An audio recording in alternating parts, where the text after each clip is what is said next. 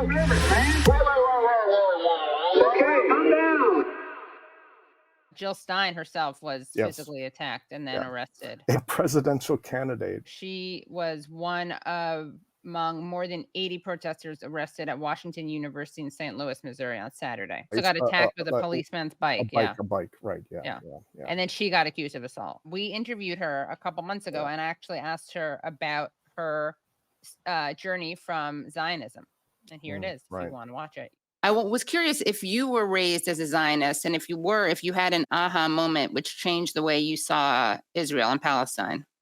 So yes, I was definitely raised as a Zionist. I mean, what Jew grew up in the 1950s, that wasn't, my grandfather's name was Israel. And, we were active in a Reform Jewish synagogue. I went to Sunday school once a week, till I was 13 or 14, something like that. And Israel was a very big deal, and everybody was supposed to go there. For reasons I can't exactly explain, I was sort of resistant to that, maybe because it was the Vietnam War, and I was just suspicious of things that were being sort of drummed into you as a kid. So I think I was maybe the only person in my family that did not go to Israel and sort of be part of that general cheerleading.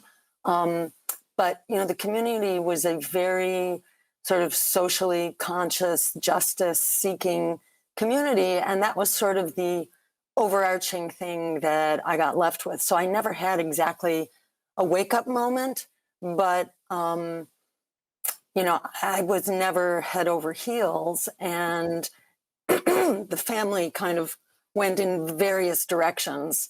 One of my sisters was a very early advocate for Palestinian human rights way back when, and the family was at loggerheads about that, way back, I'd say like in the 70s or so.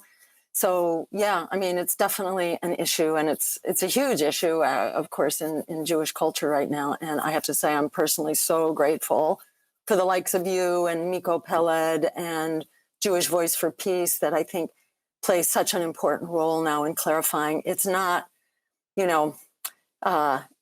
Zionism is not Judaism. And furthermore, that Israelis are in the target hairs on this as well. And no one's future is being more imperiled by this, this horrific conflict that really makes Israel kind of the big bad guy now and the pariah state around the world. So this is really a threat to everyone, including everybody in the Jewish community as well. What are your thoughts on what Biden is overseeing in Palestine? This is a textbook case of genocide, and what he's doing right now, after the ICJ basically said, yes, this is a plausible genocide going on right before our very eyes, they have doubled down. And by basically declaring war on UNRWA, and they are, just making this a genocide on steroids. And it's horrific. The invasion, which is gearing up now, of Rafah is incredible. It's just beyond words. It's been beyond words for a long time. And I think many of us are just kind of in shock. What can we do? This isn't just Gaza. I mean, this is sort of an affront, an assault on our basic humanity that this is going on. And how do we communicate to our misleaders, our elected officials who are just sort of operating on herd instincts here and doing what you're supposed to do, what AIPAC tells you to do, what the weapons industry tells you to do. It's just shocking. And, as someone who's been outside of the political system for a long time and very much working to break the stranglehold of the two-party corporate trap, to my mind, this is sort of now the ultimate expression of what's wrong with a political system that is essentially in lockstep and in service of empire, because what's going on there, it really is a symbol of a much bigger problem. It's not as though this is the first genocide that the U.S. has been conducting or been a part of it. I mean, it's unfortunately been in our DNA for a long time, but this one is just really in our faces and our iPhones and our computer screens. It's just everywhere. And it really challenges us. Are we going to say this is okay? Is this the new world order? And it's shocking to think what a fall this has been from a standard of international law that many of us grew up with and thought that there would be some, common sense of shared humanity here. And now we have, what Biden and Blinken call the rules-based order. Whose rules? Our rules, which change from day to day. It's just such flagrant hypocrisy. And, there are 2 million people right now whose lives are hanging in the balance. And it's like we're on a death watch for 2 million people. And it's just stunning.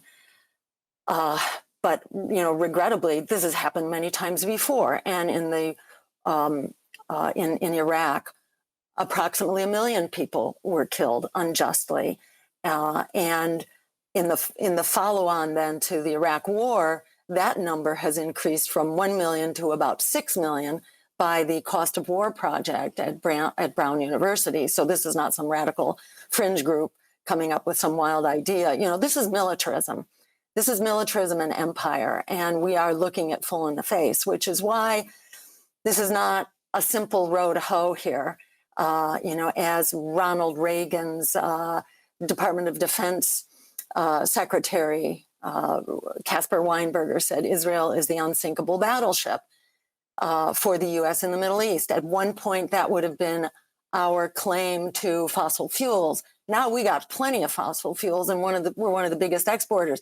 But we have a policy called full spectrum dominance, which is the formal name of U.S. military policy. And what it says is that no country will be allowed, whether ally or foe, no country will be allowed to rise, even as a regional power, that the U.S. will dominate all spaces, economic, military, over the sea, under the sea, in cyberspace, in actual space. We will dominate all spheres all the time. That's not working anymore. We are no longer the world's dominant power. There's a real shift in global alignments that's taking place. The BRIC alignment now is a whole lot bigger, and they actually have a bigger GDP now than the US. We have to learn to play as team players here. So, this is a change that's been long coming and unbelievably overdue. And, the people of Gaza and Palestinians, their sacrifice is just inordinate, but they are, I think, they are opening a door that's critical. It's not only for themselves and their survival, it's really for the whole world here. We have to come into a much more cooperative way of operating.